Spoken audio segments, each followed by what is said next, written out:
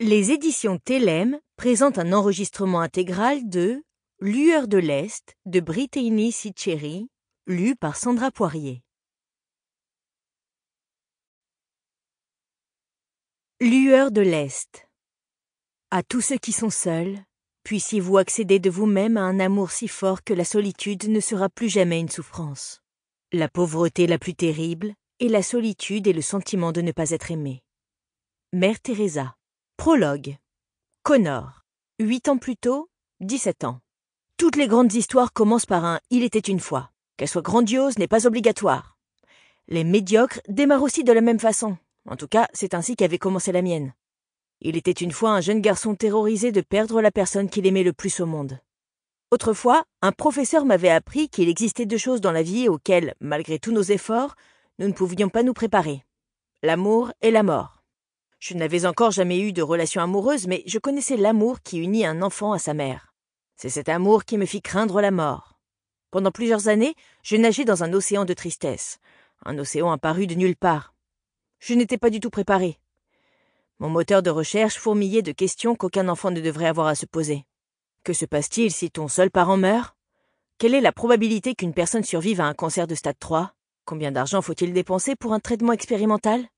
Pourquoi tout le monde ne reçoit pas le même traitement pour le cancer? Sans parler du nombre de boulots auxquels je postulais pour aider ma mère à payer les factures.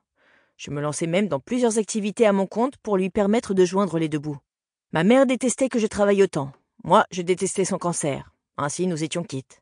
Devant les autres, je faisais bonne figure. Je restais le charmeur que j'avais toujours été. Dans ma petite bourgade, tout le monde savait qu'on pouvait compter sur moi pour faire le clown, pour être un bon ami ou pour bosser dur. J'étais fière d'être ce pitre bosseur. Et j'en avais tant besoin. Car lorsque je n'étais pas en train de faire le singe ou de me saigner au travail, je pensais trop. Trop réfléchir, c'était perdre pied. Jamais je ne révélais ma souffrance à personne. Autrement, on se serait inquiété pour moi, me disais-je. Et je n'avais pas envie qu'on s'inquiète pour moi, surtout pas ma mère. Elle avait déjà suffisamment de problèmes. Pourtant, elle se faisait quand même du souci pour moi. Cela devait être normal pour une mère. Les mères s'inquiètent.